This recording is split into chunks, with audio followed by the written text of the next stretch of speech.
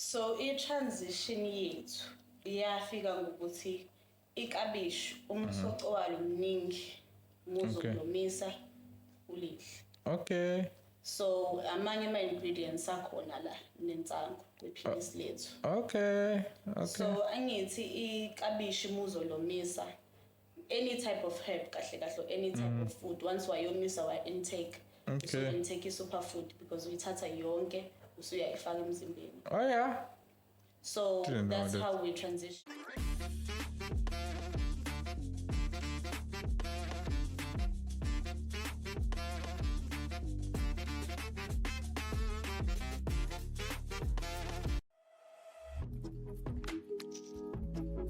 Audio Jungle.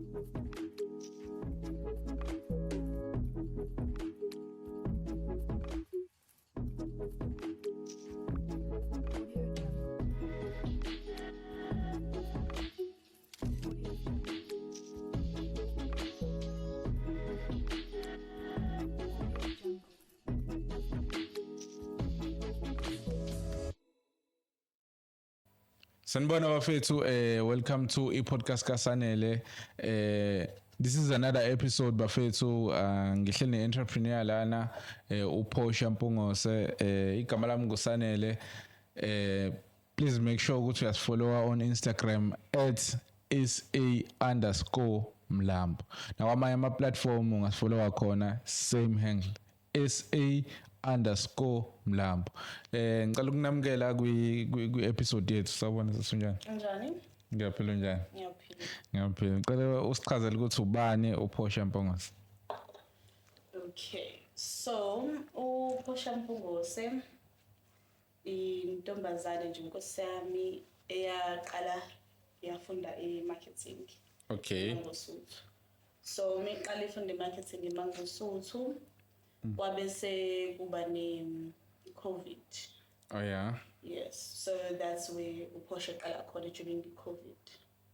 So during the COVID ubaba wathenga iplaza eZwelibomvu. Okay.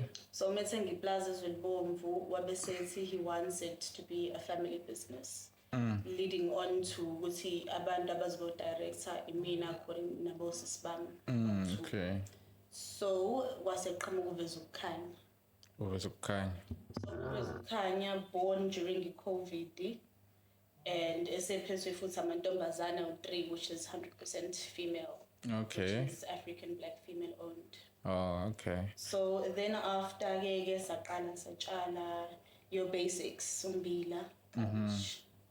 Okay. So kwahamba kwaba ugreen pepper, kwaba upelepele, then imarket ethi yakhula sesihambisa eDurban market la ngaseChatsworth. Oh, okay. So sabona ukuthi kahle lento ye-agriculture iyenzeka. All right. Irregardless of ukuthi we didn't have the professional skills and background in agriculture, but having the time, having leyo passion leyo ukuthi lento engiqalayo, it's just for the family. So naleyo passion driving you towards it. So mase sesiqhubeka ke post COVID sabe sesi ventureisha in different aspects nasisibami.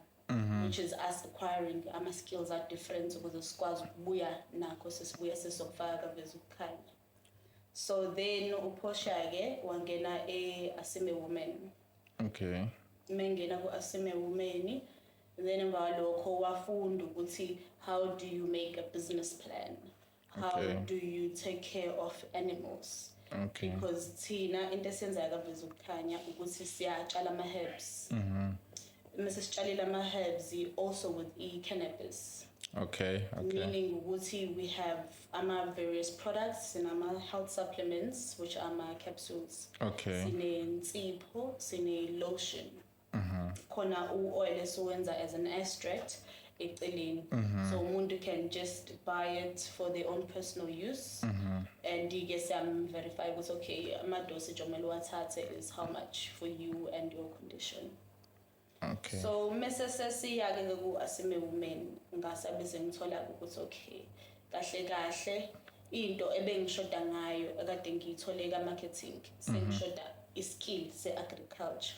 Okay. So ke mase ke sengiqedile mangosuthu sengiyenza ne training yami of ukuthi okay, how do you do your public speaking, how do you write your business plan, a bankable business plan. Yes. Then emva lokho ke with the help of uAsime ngaqala sengivashela uMasipala. Okay. So uMasipala basala eKZN like eThekwini, Dande, Mthonjaneni, Quthu. Okay. So uMasipala sibavakashelile labo. And then sabona ukuthi into efunakala kuthina kahle kahle kakhulu ama trainings. Okay. Kusho ukuthi njengoba thina sesitholile training from uAsime Women nabanye abantu nabo bebelifuna lolu lwazi. Okay. So then ke sathatha safaka kwama bullet points ukuthi what does uVisikhanya do? Okay. So we plant, we have medical supplements, and then lokho kufola under uCure Medical. Okay. Manaki. Before nje we dive into mangaka ama-company enisebenza kuwona? It's one. Okay, yini igama layo? UVisikhanya. Leyo ubuthi bikusiza nisebenzisa uMasipala? No, thina siyile kuMasipala. Oh, the okay. training esesiyithole ekufundeni kwaAsime. Oh, Asime. Asime. Yini uAsime? Asime Women is like an FET. Oh. Upskiller. Okay. They upskill abantu besifazane kuphela. Nabantu besilisa. Oh, okay. Asime Women with the E. Okay, so manaki ngicela sibuye kula amalokho ama products lawa. Uthe amafutha nensipho. Insipho izongisiza ngani? Insipho like angithi insango lesikhuluma ngayo. Yes.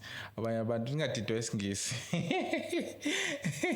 Okay, insipho yokwenzani? Ngicela ngichazele nje lama products lawa. Yenza. So, kwinsipho yethu iyasiza kwi-eczema.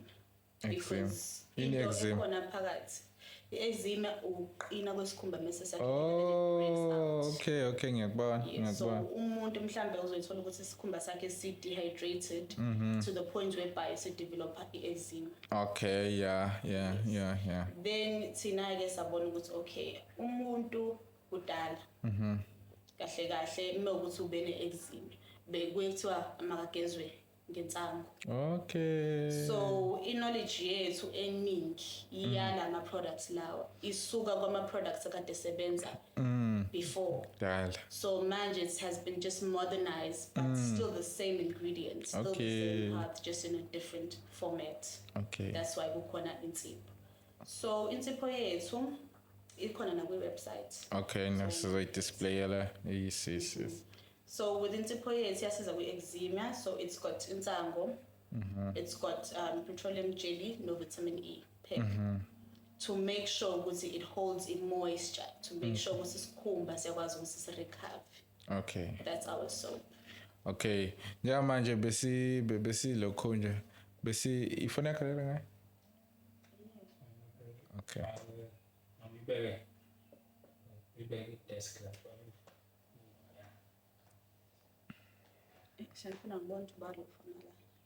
Okay. Mana mhlobeni umbukelo uzothi how posh. Spizi sitshala amakhabishi la nobhontshisi sifika nini manje ensangweni kwenzakalani? Ngoba sajabula ukuthi hawu uzotshala amakhabishi nani notamatisi. Then I-transition wenza kanjani noma sawatshala amakhabishi bese ngitshala naloko kwayohlasa. So i-transition yethu iyafika ngokuthi ikabishi umsoco walo mningi muzolomisa ulidle. Okay. So amanye ama ingredients akhona la nensango kwiphilisi lethu. Okay. So angithi ikabishi muzolomisa any type of herb kahle any type of food once wayomisa wa intake. So intake is superfood because uyithatha yonke usuyayifaka emzimbeni. Oh yeah. So that's how we transitioned because umuntu ubeloke ezwe ukuthi oh okay lento engiyitshalayo ikabishi ukusiza kahle kula. Okay ekutshaleni kwami ubeetroot ekutshaleni kwami ubhontshisi kusiza la. So mase usuthola leyo research leyo usuthola ne research yokuthi kahle way back izinto vele zayidliwa abazali nogogo bethu. But manje knowing ukuthi akekho ozoba nesikhathi sokuthi ahambe ayotshala ubhontshisi alinde 6 months ukuze akwazi ukudla. So what we can do is take these herbs, take these fruits and veggies, womise, make it into a capsule. Ufake ne-key components yakho insango. Then usune superfood yakho. Okay. Hence why we supplement because Sorry. Again, man, was convert ubhontshisi into a pill. Sorry ncane. Ujoe bafite lokhuluma some introducing. Sizole simintroduce nkosami. Uyafika la kule ndawo so yini.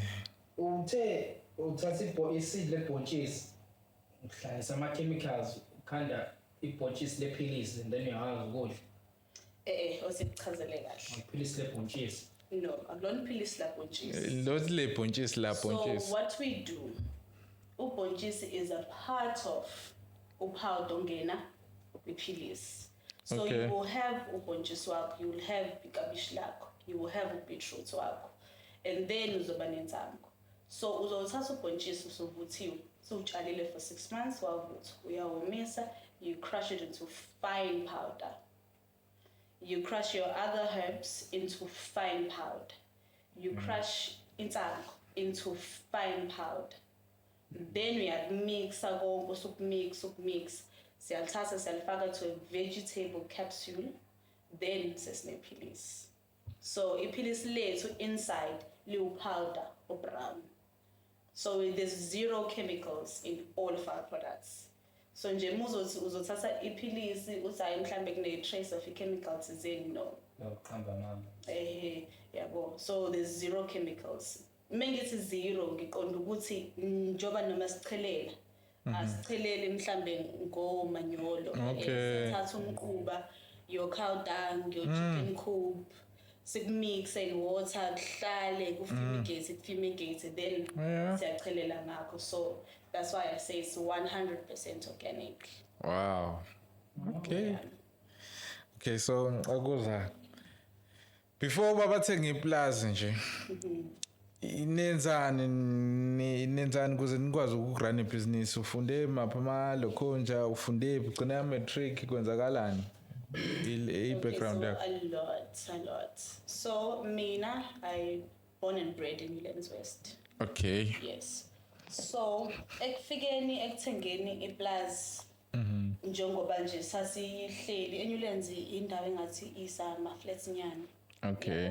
So yimi usiswami abazali and my smaller siblings. Yes. So during the COVID yabona ukuthi ninonke in the same space. Yeah.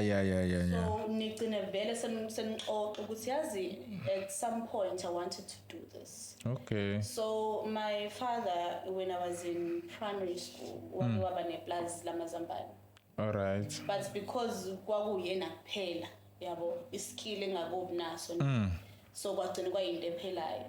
So sekubuya ke lokho ukuthi okay ndoda kahle wena wakwatshala yabo. So kunendawo evacant and njengoba kunendawo evacant wonke umuntu uyafuna ukushiya ilegacy ebakhona. So why not just thathe indawo move to that place sishintshe ngoba sihambe sibuyele emakhaya because nalento esifuna ukuyenza vele isidinga sibuyelile emakhaya because our ingredients akwazi ukusurvive ngendlela yasemakhaya. So adlala nithatha iphupho likababa. Legacy. Exactly. And run with it. Exactly. Wow, this is beautiful. So nje manje it's just amadodakazi akhe utrina ayaphusha kuyaphusheka yabo. So it's only So up to the top. niyeze ikhundla nina uthi hayi mina CFO, mina CEO. Kwenzakalani lapho ama roles. Ke othe nangu CEO, nangu CFO wazi yena futhi ubaba. Because I think futhi it's a great thing that he did that. Yes. Masithiwa ithina sasiyibeke eikhundleni Azoba nenkinga. indlela eyirongi. So I think yena ubonile ukuthi hayi lo ngathi uyathanda ukukhuluma. Uyazazi ingane zakhe. Lona ngathi ufocus kakhulu encwadini uyathanda ukuba Mbalisa imali. ngifake ngapha emalini. Lo munye uyakwazi ukunegotiate kanjani. Ngifake futhi Ama-clients. ngapha. Yeah. So sigcine nje ngempela sithi okay nangu CEO nangu CFO okay nangu COO and then you're like you will take what you're given Yes, and yes, then yes. because uyazi ukuthi ngeke kunika into engazi ukuthi unayo potential yayo proven ukuthi ke wasinika amathuluzi right yeah So wena neza siphi isikhundla? mina I'm CEO uhambe negotiator uhambe xoxa njengoba Okay. Cela sibalele uphinde sibalele ama products and now uthe insipho then bese kuba amafutha ne-body lotion amafutha enze njani konje so ngapheka ngawo mangishaya ama fries ayingalingi uzoshona ayingalingi so amafutha afika in a liter okay so umuntu sike sithi athathe i-teaspoon i-teaspoon ayicobhoze phakathi then ayifake kwi-tea lo muntu loyo suke thathe lo mafutha usuke kwi-chronic pain engasabekezeleki okay not ukuthi uyathela just nje ukuthi uyagrisa nje kahle ngikuthele futhi mase kubona ukuthi ngathi uzoshaya vele iglass yonke hayi ngiyasikuniki okay No, it's fine. so ngoba manje this is a different business indaba zama legalities kwenza kusebenza kanjani because insango nani kwenzakala kanjani is we are in South Africa. True so in terms of legalizations Yes. so ubaba yena waqale waba ne-license yensango Okay. uSAPRA Okay. ke ya expire 2022 and then mina ke ngase sengi-applyela nami isiphumile kaSAPRA isiye directly ka-agriculture Okay. so bese siya directly ka-agriculture sasithola isitifiketi sethu you are able to transport cultivate which is ukutshala and then ke bese uyayishintsha into a different form Oh, okay. inama rules and regulations Yes. uyitshalayo nakhona useduze kwamakhelwane khona yini isikole eduze kwakho because semezelekwa. Yes. kumele kube into engeke ibe accessible to the public Especially ingane. yes as much as siseyivunyiwe ukuthi singakwazi ukuyitshala but ukuyitshala kwakhona has certain boundaries so like thina sinamakhelwane we are Oh, just in a remote area that's nice. yes so siyazi ukuthi idingani ifence because bakunika nje ilist yokuthi okay cela ube ne-fence cela sibuyele ne-satellite nama-coordinates ukuthi sikwazi ukubona through satellites ukuthi ngempela yini omakhelwane Abekho yini. akho ingane yini around you if ukuthi unazo hlala nazo yabo then-ke that's another form of ukuthi okay wena-ke insure kanjani i-safety yokuthi lezi ngane ziyi-consume nensango esegcekeni So ni lokhonja ihlwe kanjani insango iyafana noma into eyodwa nje.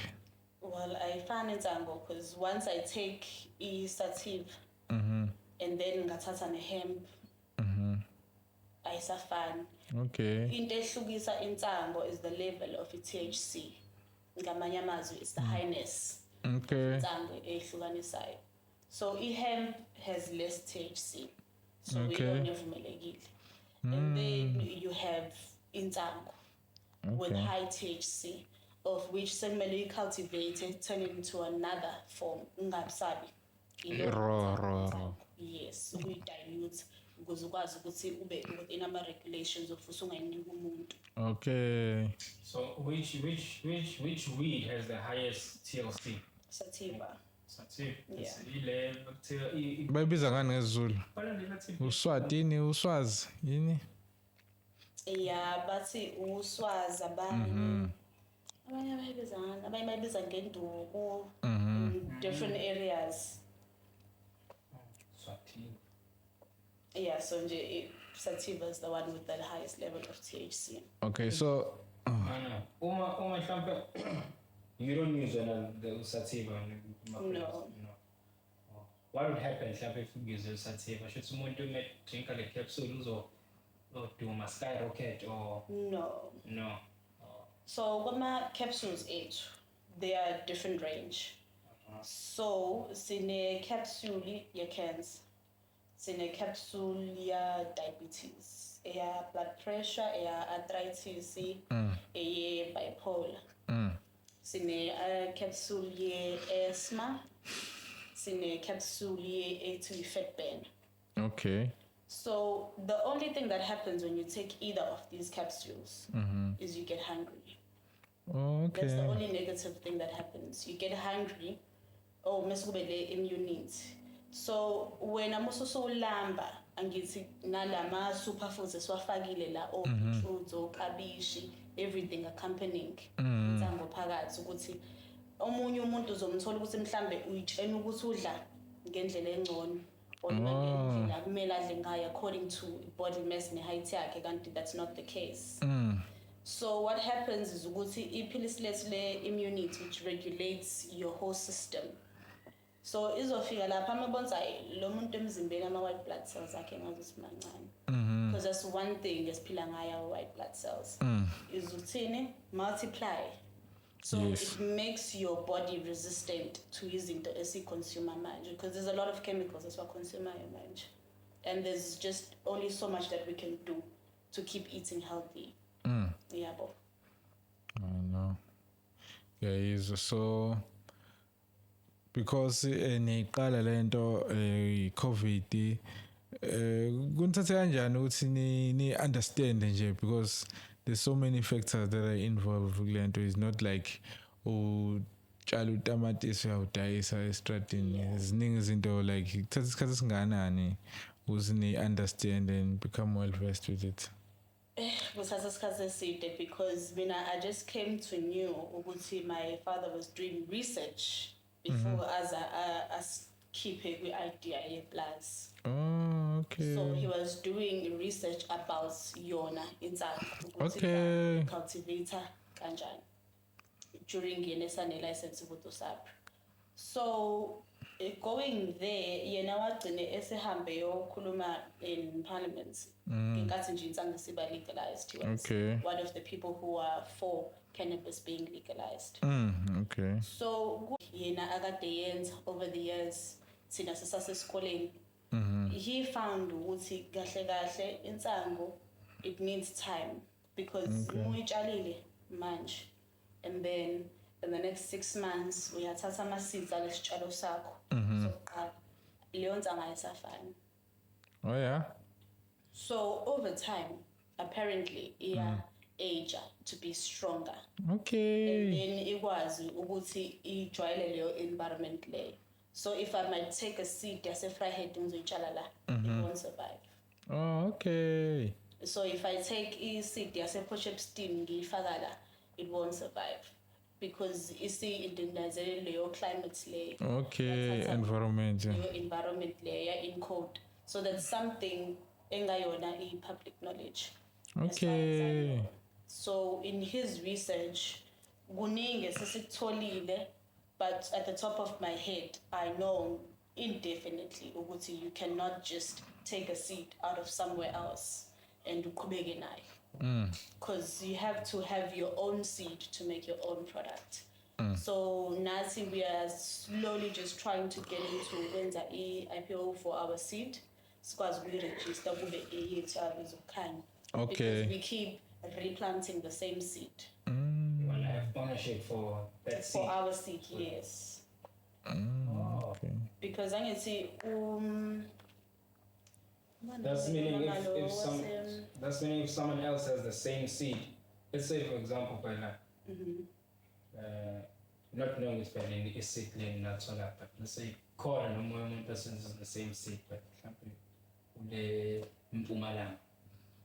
You still say which you seed there because in ownership or no. So into engiyitholile futhi kule research aba is ukuthi you don't just encode seed yakho uyitshala mhlambe kabili kathathu, no. You need to plant it various times ukuze ikwazi uku-encode la uyifake khona emhlabathini. Yabo mhlambe ungayitshala ka-6 then okwesi-7 isizuqala. so uyabona ukuthi okay le seed le noma sekuthiwa umuntu angantshontsha yisephi ngeke imvume. Okay. Something like that. Okay. Yeah, so kusho ukuthi mina ukuze ngikwazi ukuthi nginike umuntu eyami inzango mefuna ukuyikhulisa yena uzomela ngimnike i-seedling not a seed. Oh, okay. Because sengiyitshalile mina endaweni yami then mase isina mhlambe 3 weeks or 6 weeks sengiyayithatha sengiyifaka e-Vryheid sengiyaqala ke sengizowenza ama processes of ukuthi le seed mhlambe after 6 or 7 times kugcine kwase Vryheid. Okay. So manje kule license eninayo ningakwazi ukuthi nenze likho ngayo le. No. Mokuthi ngifuna ukwenza likho kuzomela nithole enye license. Yes, that's a different license usukuyidinga. Okay. I was thinking about herbs, but it's only strictly weed, Yeah, not herbs. It doesn't work on my herbs. in terms of licensing. In terms of your agricultural space, like or your field, you don't deal with herbs like No, the herbs we you find in deal alcohol. with them. I don't know much about alcohol with what goes in it.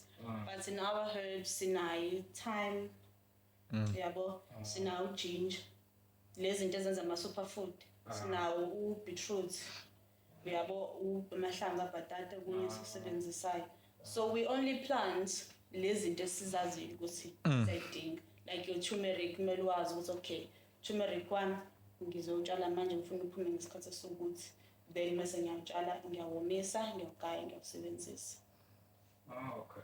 Yeah, so that has led us to actually having ukuthi siye kwabanye abantu abanamaplazi because ukuya komunye umuntu eneplazi kuyakusiza ukuthi i-stock sakho sibe siningi because thina sitshalile endaweni yethu is just 12 hectares. So mase sesitshala kwathengwa kakhulu. So into ngekwazi ukuyicontrola because this is nature. You need to work with time. So through uAsime sesenza ama presentations sesihamba nabo masipala la bengamentionile.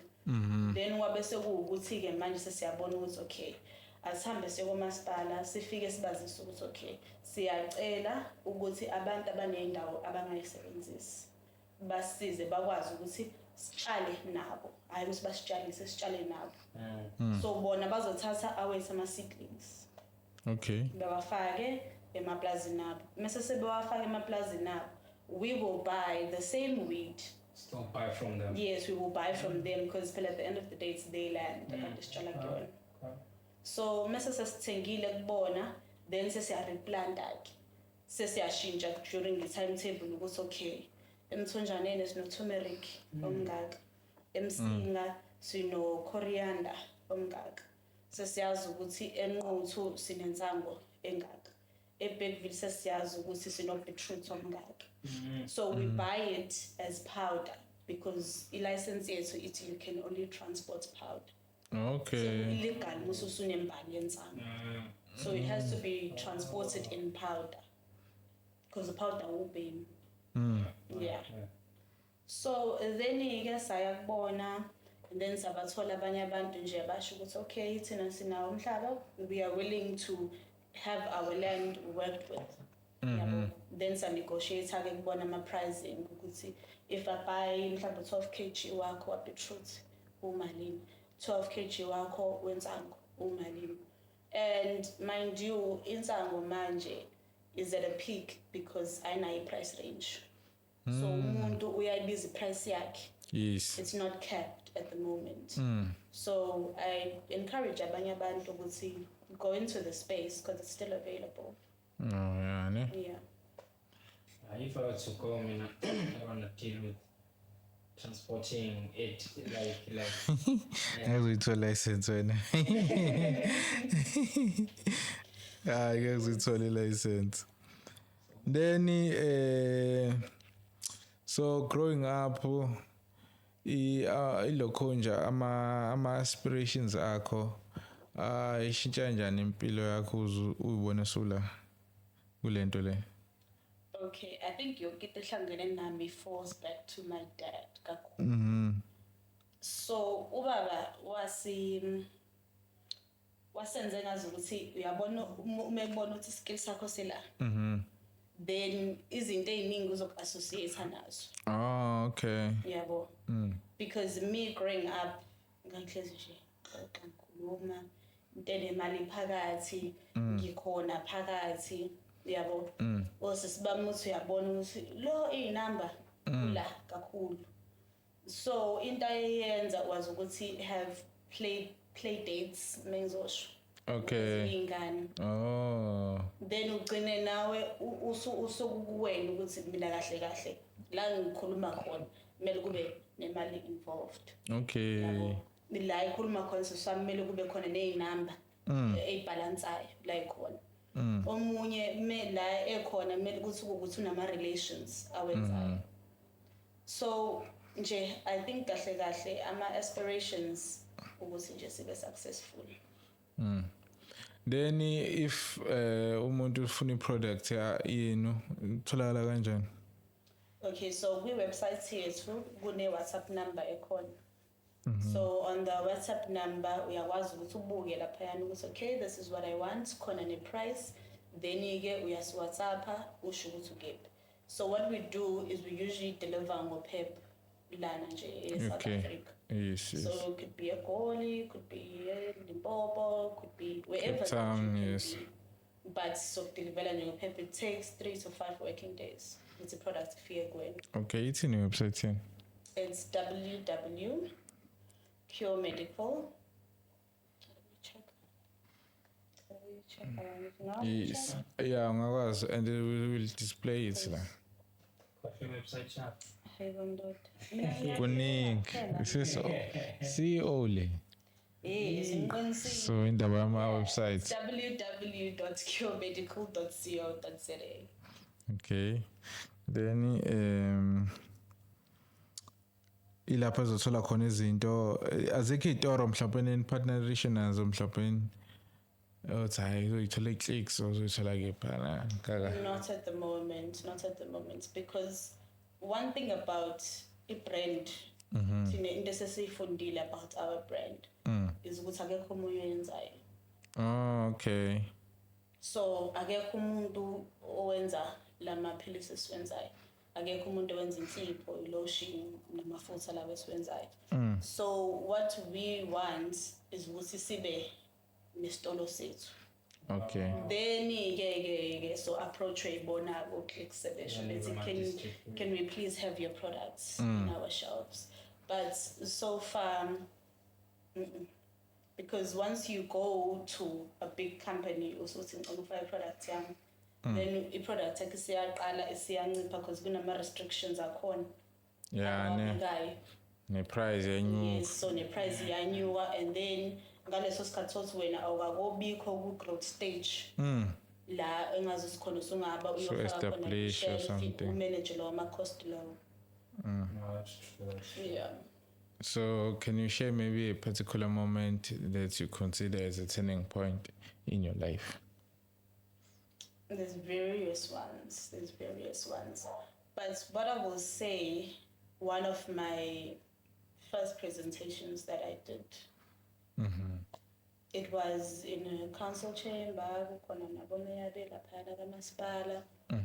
then ngitshela ukuthi kuzohamba kuyopresenta ubaba bathi why siyasambonga umzali sicela CEO.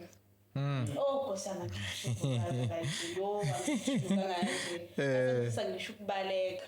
But knowing ukuthi okay, come all this way akusekho manje ukujika. Yeke ukushona lena le. Akusekho ukushona lena le manje. So I think yona turning point yami ngaqala ukuthatha izinto more serious. Ngabona ukuthi okay kahle lento le business. And the business lidinga ukuthi umuntu ayimele into ayenzayo. So that was my turning point. So mhlawumbe in a particular day, can you maybe share your passions nama hobbies into oyithanda ukuzenza nje? So mina I'm a person osithanda sports but ayibhola. Okay. So when I was I was in a hockey team. Oh yeah. So ke lokho ke phela kwasho kwaphela ngoba sino 3 years kuphela. And then Okay. it was just no 2 years. But into engayi-enjoya leya ukuyenza. Okay. I enjoy swimming a lot because iyakunika leya peace of mind. Besides being a health benefit. Oh yeah. Peace of mind nje ukuthi uhlele emanzini. Oh yeah. Akukho umuntu okukhulumisayo. Mm. And you are in something controller wena. Because if you don't move emanzini uyagulisa. Okay. So going back to the business side, you said it's a family-based business, right? And from what I know personally, I'm a family business. Because you guys know each other, family, young thing. So how do you guys deal with your? Because guys, into as a family, you know. So what's especially being all girls. Especially being all girls. Omunye abuya athi ngimdala phela mina uyabo. So for 3 years it was touch and go. It was touch and 3 go. years. For 3 years it was touch and go because manje umuntu uzothi mina ngimdala ngithi yasiyeni lapha ya. Thola ukuthi uyayibona into but ngoba manje umncane yabo. And then you're like okay ayasenze but you can see ukuthi dead end le. And it's something yasiricha sisa ku frustration stage ebusiness la ucabanga ukuthi if ngikhulume noSibanibani uzoyithenga iproduct yami uzonginika imali manje. So if ukuthi iidea yasibling wami ayisebenzanga sesiyabuya sesiyakhombana wena ngikutshenile ngathi sinaye lapha yana wena yabona ikhanda lakho. So for 3 years it was touch and go and sisabona ukuthi okay yazini feelings aside in any business noma sekuthiwa khona ngisho umngane feelings aside because umuntu uzothi hayi mina umngane nami uthe ufuna ukuthenga la ilitha uyabona nje sekuyinkinga nje endlebeni zami angizange nokuthi unamalini sengizwe nje ngokuthi umngane wakho ufuna ukuthenga ilitha sengiyaqala ngithi mina manje uzomnika ngamalini ngoba phela nayi price yethu athi hayi bevele ezoyikhokha le mali. So already sengifike ne-emotion ebi unnecessary because umuntu is willing to pay the price on the table but because mina usethe umnganakhe sengithi mina yabona so ufuna siwe manje business lethu. So don't you guys find yourself in a position whereby maybe you find yourself competing more than trying to work together? Something you're competing because you're gonna prove a point to Ubabu you direct. Yeah, competition is there. Competing amongst yourself. Yeah, competition is to work there. Together. Because I think it's healthy for us. It's healthy because we're not competing for the same thing. I'm competing with the CFO. Ukuthi mina kumele ngibe uCEO ongcono. Yena uzocompete nami ukuthi abe uCFO ongcono. uCEO uzocompete nathi ukuthi abe uCEO ongcono.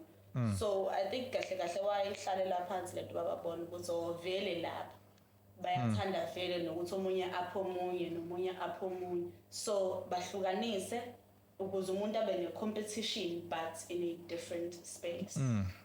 Okay, no, hey, uhlele kahle direct. Hey Nkosi yami. Uhlele kahle. Nkosi wayethatha phi ke? So manje as a person, as a woman, uyakhula. So yini into yakwa challenge you washo ukuthi I'm being challenged la, then but so you were able to maneuver and find solution. With business. Yes. Public speaking was a huge challenge. Because mina nje Nkosi ngabona ukuthi okay umuntu ukuthi akakazi mina nangivalela umlomo wami. I was just that type of person even nasesikoleni ukuthi ngikhulumise ngimaziyo. Yes. Uma ukuthi angikwazi. Hayi angihlangani. But ke kwasiza ke overcome leyo nto through uveze ukukhanya because manje usuke uxoxa nomuntu eteksini. Kanti umuntu nomhlaba akawenzi lutho. Mina ngingumuntu onomhlaba ongawenzi lutho. So izinto esengibonile ukuthi zi-beneficial ukukhuluma into kodwa e-productive. Yes. Yeah.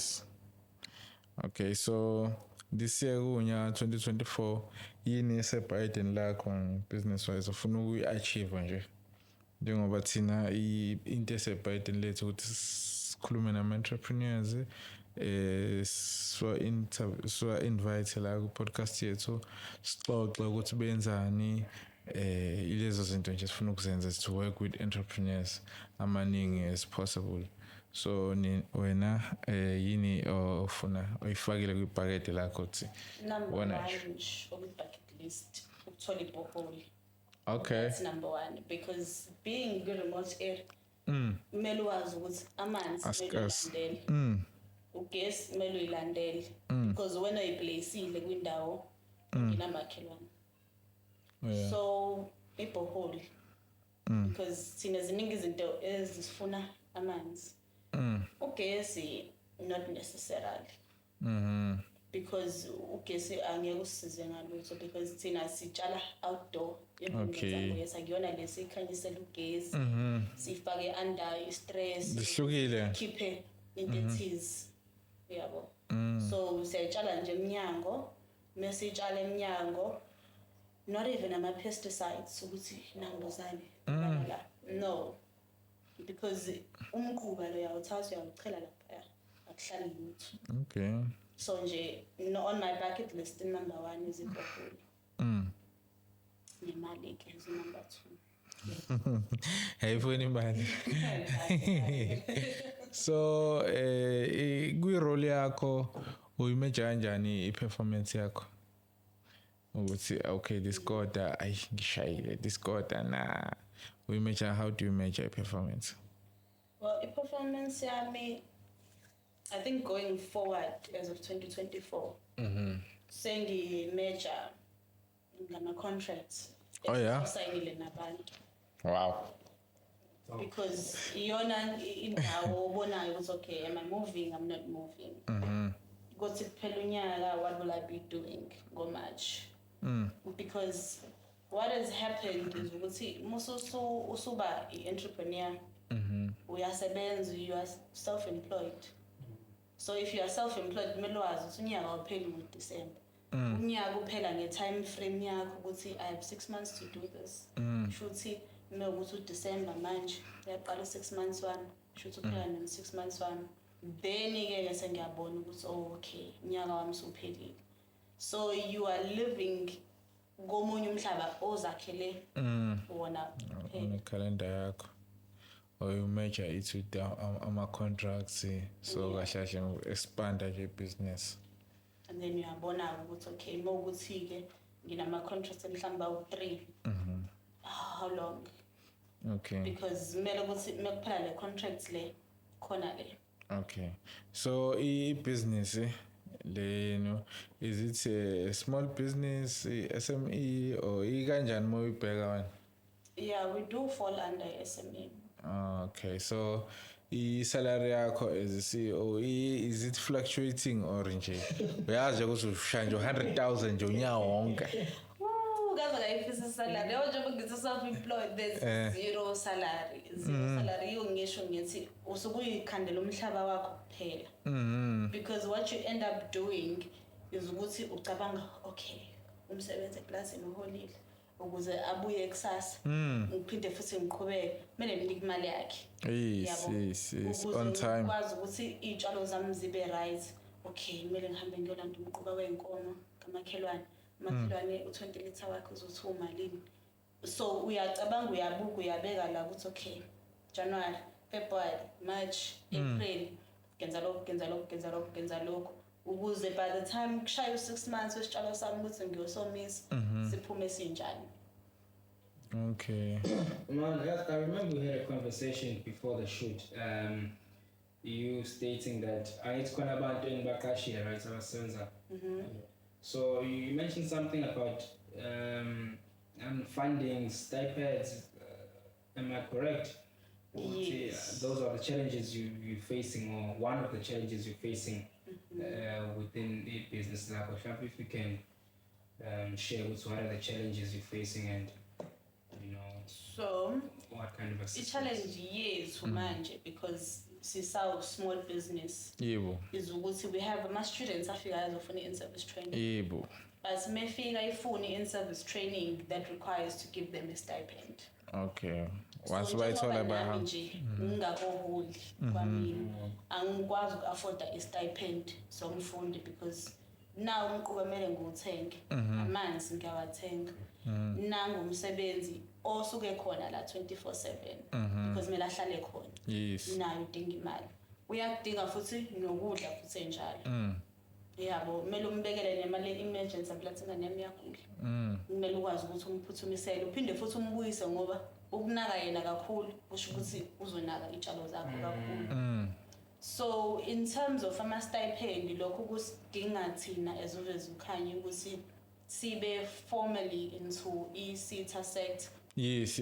Bengizosezo That lapho. means ukuthi kumele si-apply khona Grant. yabo ukwazi ukuthi okay thola i-paperwork yakhona ukwazi ukuthi ube formally in training Okay. lowo muntu loyo because umuntu uyafika phela naye eplazini usefuna ukuqeda ukufunda ufike eplazini asho ukuthi okay ngiyabona namathuluzi kufike mhlawumbe u-inspector wakhe noma uthisha wakhe eni-university mefikile afika abona ukuthi okay is this place fit enough ukuthi izofundisa lo muntu i-practical. Okay. So uyabona ukuthi okay nawo umhlaba nazi iy'tshalo nazi amathuluzi akhe unayo indawo azohlala kuyona because so far we're just only able to accommodate isinamanzi in terms of ukuthi udlani in terms of ukuthi uhamba ngane seyobona abazali ama-cosmetics akhe into esidinga imali-ke futhi leyo hence why ngisho ngithi in terms of i-stipend that's a huge challenge for us because we can't provide them with a stipend kanti omunye umuntu usuke efuna ukufunda kodwa thola ukuthi la iphuma khona mhlawumbe uphuma ku-TVET thola ukuthi abamniki i-stipend then-ke sekumele ahambe ayothatha imali back ekhaya nabo sekumele benze njani baboleke imali izingane zoqeda ukufunda. Yeah, so that's one of our challenges. So njengamanje mhlawumbe nike nayishintsha i-approach indlela enenza ngayo business or from the beginning indlela enenza ngayo iyona benenza because khona into approach bona ukuthi ayisebenzeli kanje let's change indlela esenza ngayo si-approach. Always because if ukuthi uqala ibhizinisi lakho and ufuna likhule kumele ukuthi wazi ukuthi you will change course yeroute yakho at some point. So thina njengoba ngisho ukuthi we just started ngama-veg sayishintsha i-course yethu kwaba ama-herbs. Okay. Then sabe sesicombine konke siyashintsha-ke i-course mase sicombine konke because manje ngisho sekumele ukuthi usuye esitolo usukumele uyacabangela kumele ngibe ne-cost ye-packaging sekumele ngibe ne-cost ye-delivery. Okay. It's not just ukuthi uzofika umuntu asezoyibuka bathi hayi ngipha amakabishi awu-3 it's now 30 rand uyabo. So i-course yethu ishintsha kanjalo because the more we grow the more the course develops, not to say iyashintsha, I would say iyadevelop i-course. Oh, okay. Yeah. So njengamanje ithini ile khonje organogramine CO CFO kanjani business. So thina njengoba nje sisawu small business, honestly I won't say there's anything I can say because manje uzoyimejarisha kanjani because it's still a small business. Angithi khona CEO CFO COO then mhlawumbe ndeze general worker ni kanjani kuna nje leso structure leso ukuthi. No, that's what I mean. Manje ngoba we are still growing. Okay. You can't say ukuthi okay when uzongena la. Oh. So you must fill all of your spaces. Okay. Mawuthi mhlawumbe nawo ukhona umunye usisi wakho khona mhlawumbe ngashaya presentation ngenza kanjani. Yeah. Oh, okay. Because uma ukuthi mina thola ukuthi ngiyagula. Business Akuqondi ukuthi sho presentation ngingenzeke. Yes. Kumele ukuthi umsebenzi pushiwe.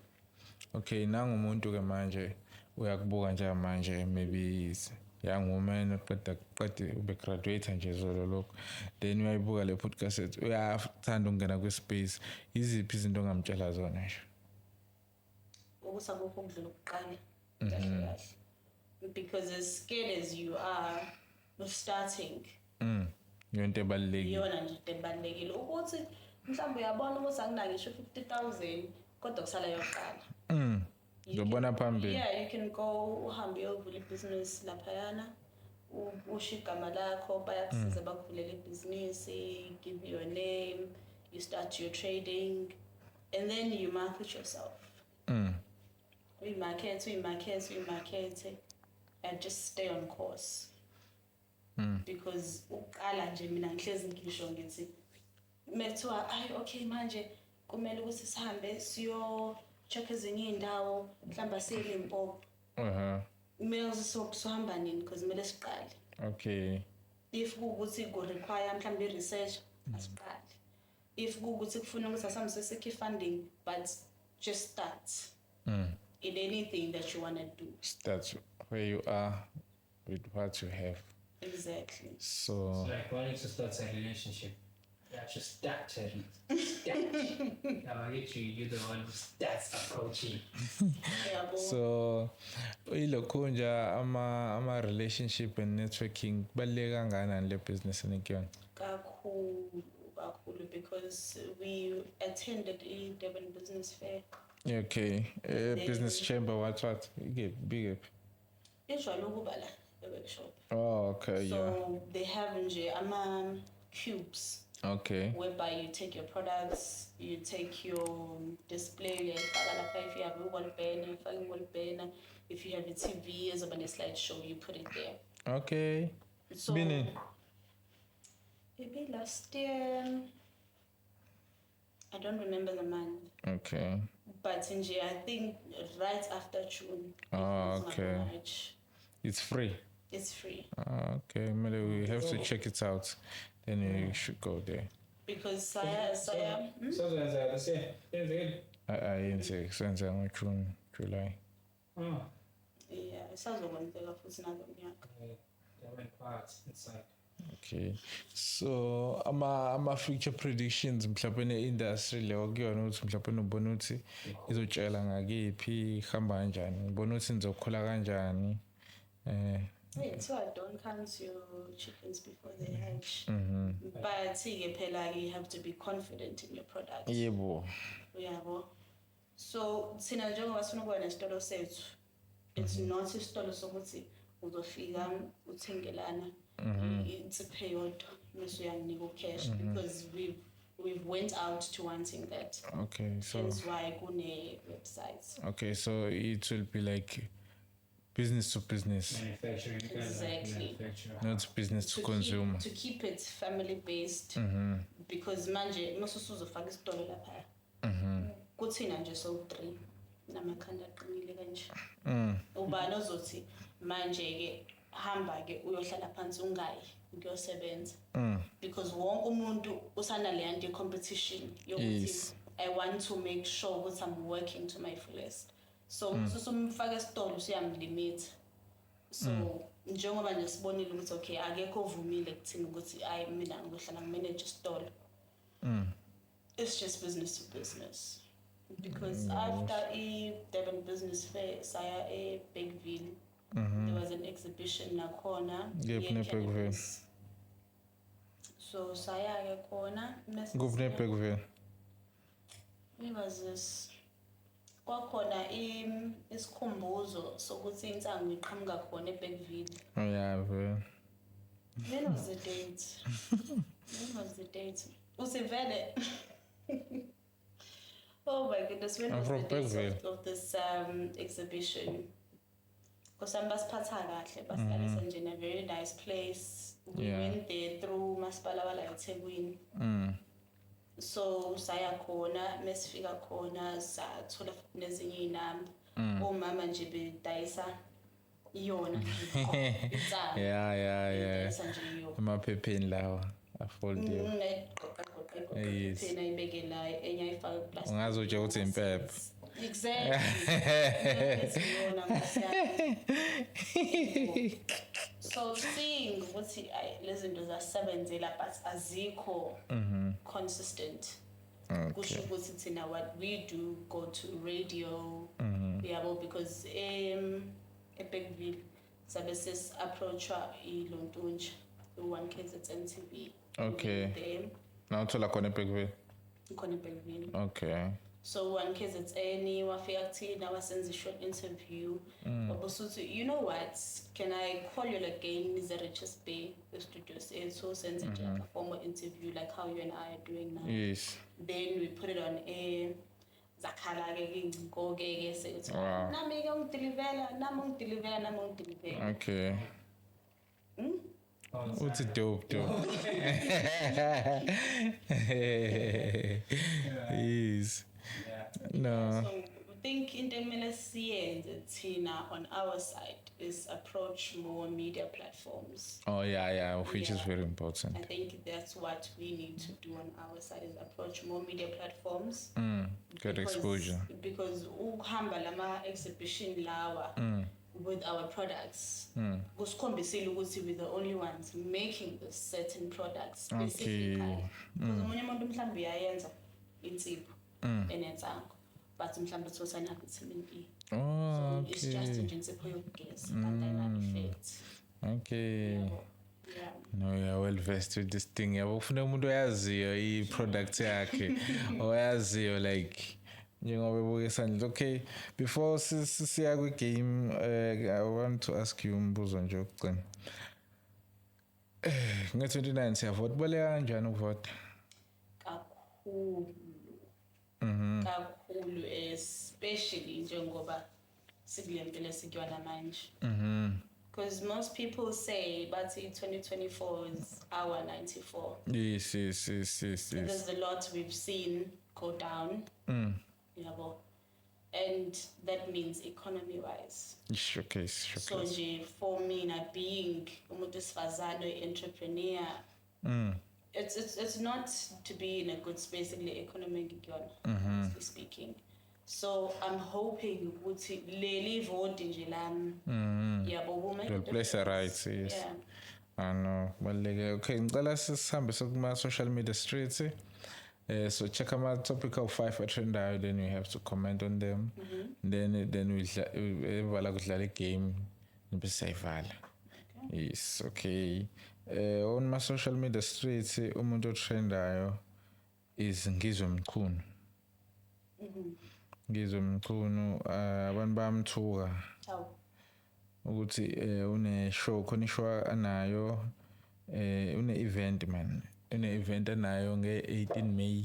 So kuthi uzomaka shuthi khona iqembu i-political party MK nayo inelokhunja shuthi kuthi umaka yona on the same day. So kuzobe khona la elokhunja khona la eThekwini. So it's the same thing he did with EFF. Oh, Yes. in the hood. Yeah, so he's doing the same thing manje with the MK.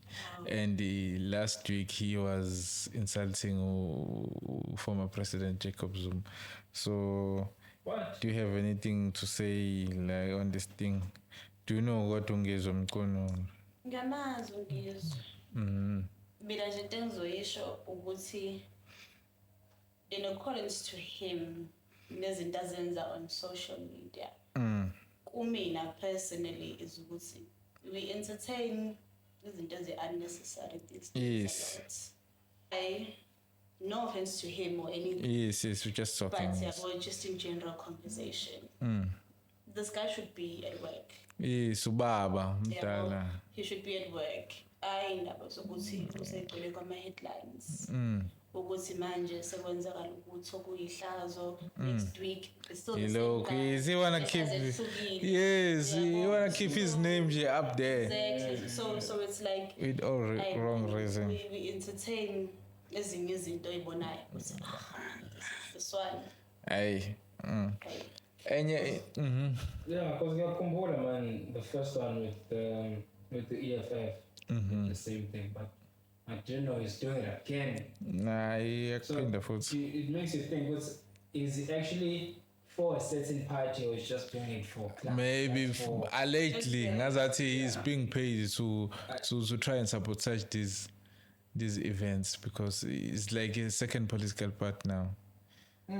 So maybe who's funding this Yes, him because to make these maybe events, funded by- give him indawo to cause disruptions. or- because I'm sure it will be free. and usenayivini. So who's paying for the stage? Who will be paying for the artist? Who will be paying for the venue? Who will be paying for the security? Yeah. Because in order for an event, ukuze ibe semthethweni, ibe right, it has to have security. Yeah. So that people will be safe.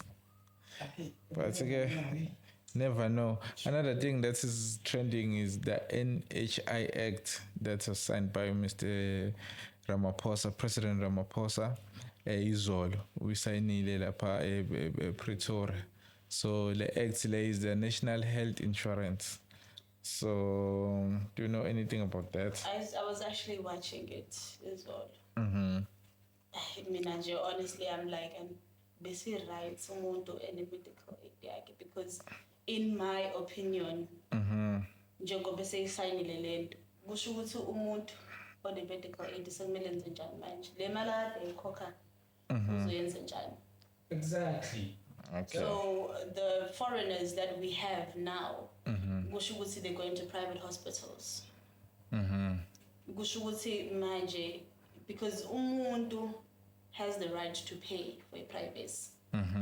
But the way lento esingakhona, it's like privacy yakho doesn't matter. Ngiyakuzwa lakho, but angithi like it's not like ukuthi i-medical aid they're getting scrapped, but there will be certain essential services that will be accommodated kuma private yabo, because angithi ama-public cannot hold the 80%. So ayagcwala zonke lezo zinto. So let's say mhlawumbe kune-Netcare or i-Discovery, mhlawumbe there's a pregnant woman, angeke kumele ahambe ele Herigwala noma ePrince Ban yabo, ilokhunja mhlawumbe that is far, bazomthatha because maybe i-NHI ayicover leyo act ukuthi hayi umuntu wesifazane okhulelwe engateta la, then government uzokupay. But if you want extra things, you will therefore use i-medical aid yakho yabo. Let's say mhlawumbe ufuna izinto like cosmetics, ufuna ukugeza amazinyo, I believe lokho sekuzocover i-medical aid. But I think what they are trying to do ukuthi don't make abantu pay for all those things kwi-medical aid yakho. Mhlawumbe kwi-medical aid yakho uzokhokhela izinto mhlawumbe eziwu-5 bukhokhela eziwu-10, but because ziyakhava sezizokhava manje ngeke usakhokhela. I think that's what they are trying to achieve. They're not. What they're trying The to reason why I say they're not is because our public hospitals are honestly crap. So given ukuthi ama-public hospitals wethu are crap, ufe ngabe uthatha yona le mali ethensi yama-taxpayer afuna ukuyifaka kwi-NHI, ahambe ayosevisa iy'bhedlela ezi-public. or build more hospitals. Yabo, because manje uzothi nayi NHI. The NHI is going to create more loopholes than we have now, in my opinion. Because one, so lahlekela awudokotela basema-private hospital. Mina nje personally, that's what I think. Because umuntu uyakhetha usebenzaphi. That's another right that we have. Ngama-qualifications akho wa-obtainile, you're able to choose ukuthi where am I with.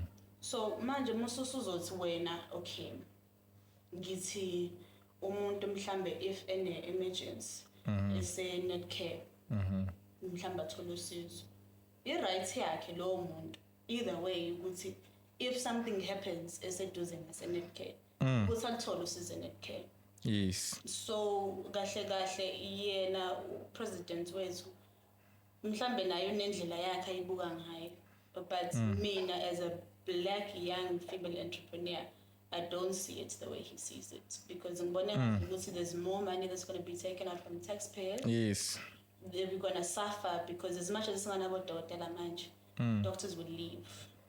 And if doctors leave, kusho ukuthi manje ema-private hospital, I have nothing against foreigners, but they are the ones who use our medical system the most.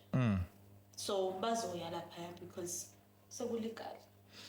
Yeah, but I think phela now service provider uma ukuthi uyabona ukuthi izinto samsebenzela unayo right to cancel all this thing. It's no, this thing is not working for me.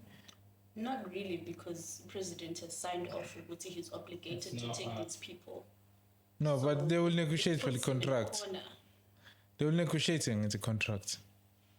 It's like a medical aid. Especially we don't use this medical aid. They won't use it. Into-ke le esingesikwazi ukuba ne-information yayo, because ezinye izinto zabo will not be public knowledge. So omunye mhlawumbe, because mina I wonder ukuthi we have iy'bhedlela zamaSulumane manje ze-private. Azovuma yena amaSulumane ukuthi ngingene mina ngomnyama. That's another thing. Ngoba what they will do, in my opinion, they might shut down the Sabotage. hospital. Umuntu ahambe. Like in South Africa, you are aware ukuthi we have a city that speaks Afrikaans only. Yeah, Oriana. Yeah, Orion. So sizoba nezinto ey'njalo manje. So that's more chaos than we have. In my opinion. Yeah, ne? Yeah. Maybe this thing is working maybe on the A world classes, but I don't Manje, think I- with that ukuthi world, izinto zakwamanye first world ama-country countries. ziwe serviced. Inkinga iqala lapho. Our facilities are not well serviced because there's too much coming in. And imali vele kuthiwa esibhedlela ayasinayo i-funding yokuthi si-renovate. I-private izoyithatha leyo mali kade kuhluleka i-public ithathe imali kuhulumeni. That's a whole nother issue ukuthi there's too many gaps this thing is creating. There's not much. Yeah, in Zima, but we are here to see it unfold. Unfortunately. So yeah, sizobona ukuthi Ramaphosa or else this thing is this gimmick just to make money. They know it will fail. Bazothi injectile imali to we're getting scrapped this thing because they always do this thing. They bought the vaccine engasebenzi. Remember, yabona nje. Kuningi. Expire. That's another money. So nje sas ndaba yini. Manje into futhi enzima that leaves ama-taxpayers. Umbuzo ohlala ekhanda ukuthi njengoba i-NHI siyisayiniwe, mina kumele ngikhiphe a portion of my money iye kwi-tax izonyuka imali yami. Kuba vele nje i-economy bheda kanje. Ukuthi nje okunye lokho okuyihlalele nje eceleni. Hey. Okay, let's go to a game and the one must go. Between Minister Begicele no General Mkhwanazi, who is must go, who should stay? Avele ngakhumbula lo muntu omfishane Begicele zobabuya Begicele akho right ale voice note ale mshite lo omfishane lo Sbar ethi Begicele hamba zomabuya. Okay, then one must go. Nafaka ba Cristiano Ronaldo or Messi? Ngahamba Ronaldo kusala uMessi. Salo Messi. Ngiyamthanda uMessi. Yena engimaziyo ibholeni. Then between uBob Marley no Lucky Dube. Bob Marley must go. Must stay. Must stay. Lucky Dube must. I like it. Oh yeah. Okay. Not because of cannabis. Nah, I understand. Nah, I understand. Yeah. Okay, Beyonce and Rihanna. Eish. Beyonce and Rihanna show. Yeah. Rihanna must go. Oh yeah, Sal Queen B. Salopin. Floyd Mayweather no Mike Tyson. Floyd akahamba. Salomon. Salo Mike Tyson. Yeah. Oh yeah. Eminem versus Jay-Z.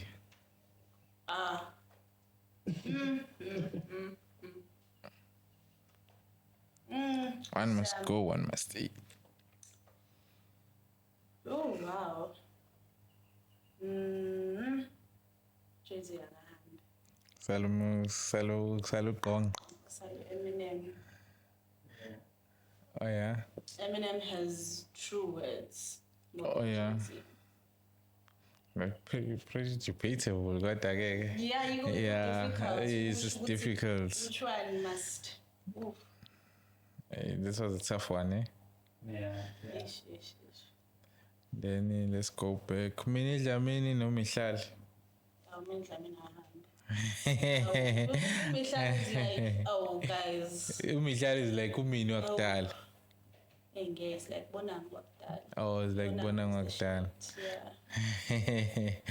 Peltos and DJ Zinhle. They're both friends. Are they not? Bakabana. Hey. Solo Peltos. Okay, then last one. Casper. No, AKA. Not because he's deceased, but I've forever been Team AKA. Kinen one way. One way. Rest in peace, man. Nami, that was my guy for real. Then ngicela usenzele i-podcast shoutouts. Uzosho igama lami nguPosha ngeke-podcast kaSanele. Bafethu, please like, share, ni subscribe. Then you share your contact details abantu abafuna ukucontact. Then sayivala. No ingane sekubuyini. Okay. Angibonile.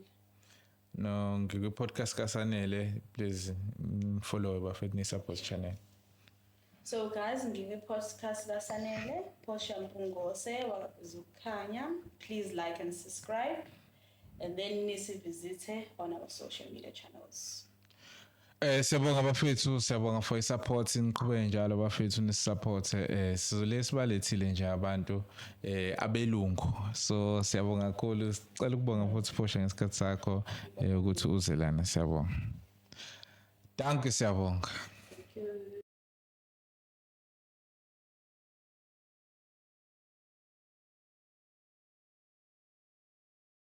Successful. It's been absolutely successful for us. We did not expect such a turnout in our stand because we're just a little company having supplements and vitamins for people, skincare, and we give people, we didn't expect people to be so much in support. So we are very thankful for this. And that's what the Durban Business Fair is all about, right? It's helping small businesses. So I'm so proud of you. Now, how can people get a hold of you? So we do have a number that's also available on WhatsApp.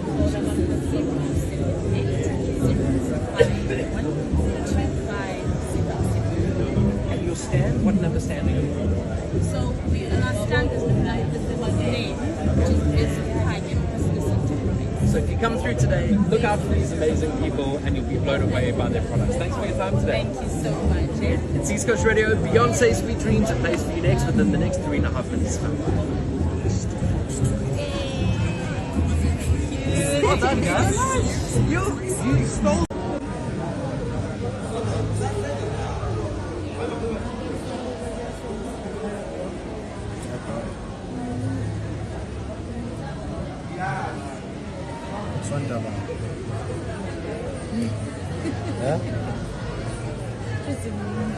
Ngeke benesayo.